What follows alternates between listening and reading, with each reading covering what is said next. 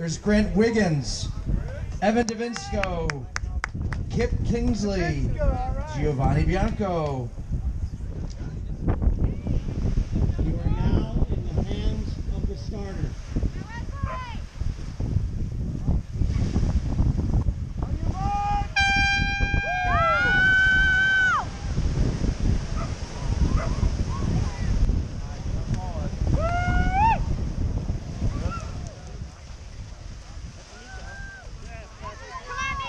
Go, Kip, go, go, go, go, Kip, go, go.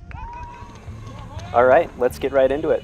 This is my race recap for the 2018 Clermont Draft Legal Challenge. So this is actually footage from day 2 of racing down here in Clermont, Florida. On this day, they actually shortened the swim to 375-meter swim instead of the typical 750-meter swim. This was due to lots of waves out on the swim course.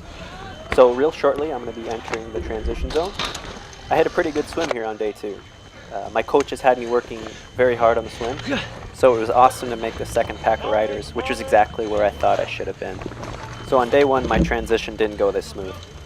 I actually got my wetsuit caught on my chip timer, and I panicked and forgot to put my helmet on. So that was a huge rookie mistake, and I'll definitely learn from that one. My coach, James Peterson, taught me a valuable lesson that cutting your wetsuit along the ankle makes for a seamless transition, no pun intended.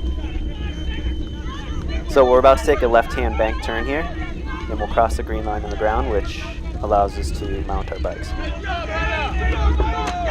on, Kip! Come on, Kip! So that guy cheering for me there was actually Spencer Ralston, my teammate. He competed in the professional race on day 1 and had a solid showing. It's awesome to have him, as well as my other teammates, my coach, my parents, and even my girlfriend there cheering me on. Having a solid support system is critical for this sport, so I was super grateful to have those people behind me.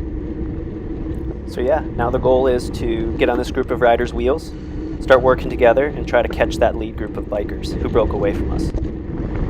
So this is a little bit later on the bike on lap 1. The rider in front of me attempts to put his shoes on and kind of dives to the left and almost hits me into a cone. This happened to my teammate Sonia Kent in the professional women's race, except she went down because the rider took her out. So I was lucky that I didn't get taken down all the way and derail my race completely. So we never end up catching this lead group, which is on our left there. Our group wasn't working real well together. People weren't taking short 10-second pulls. Instead, people were taking prolonged pulls that is not as effective for catching a lead group of riders. There were some individuals that were kind of trying to get some camaraderie between the group, but again, it really wasn't that organized, and we never were able to reel them in. So this is the point in the race when the third pack actually catches our second pack of riders. Because I'm on the left, I kind of get filed to the very back of our one massive pack, and you kind of get a feel for how big this group of riders is.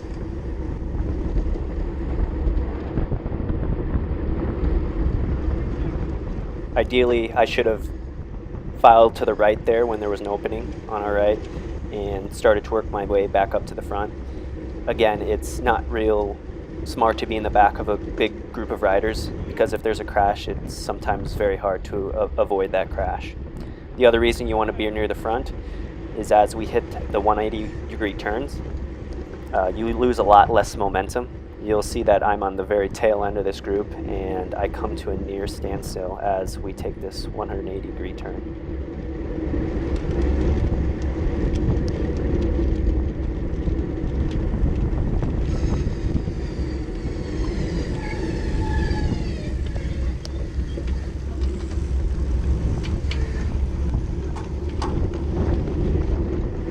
Here's some footage from the technical section of the course.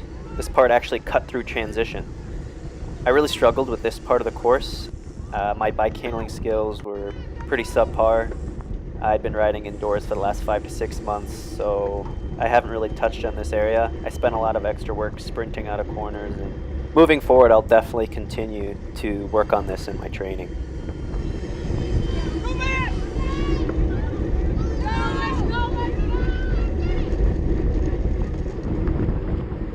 So this is the final push into transition. Again, like I said earlier, the goal is to work near the front. That way you get out of the way of anyone who could slow you down or could potentially take you down in a crash. I'm about mid-pack here. Ideally I would want to get up the left side, but it's such a narrow course I wasn't able to make my way much further to the front. Unless I was to take a few risks, which I wasn't really inclined to do with my bike handling skills.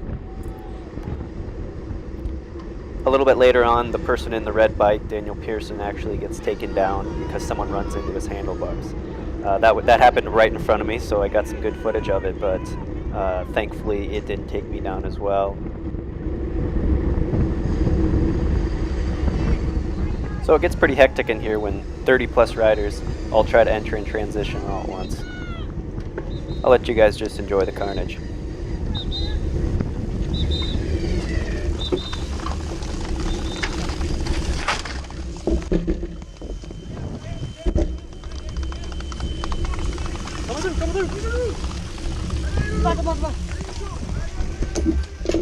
So starting off on the run, my legs were pretty heavy. I didn't have a great run either day, and I hope with a little bit more run training, my run legs will come around. I ended up finishing 14th and 16th on each day. Also competing in this race were my teammates, Justin Lippert, who placed 5th and 7th, and Cody Foreman, who placed 21st and 17th. Again, a huge shout out to my support crew I mentioned earlier, and a huge shout out to Okoboji Expedition for hooking me up with a fast pair of wheels. So Thanks, guys. We have the elite women and elite men back-to-back races.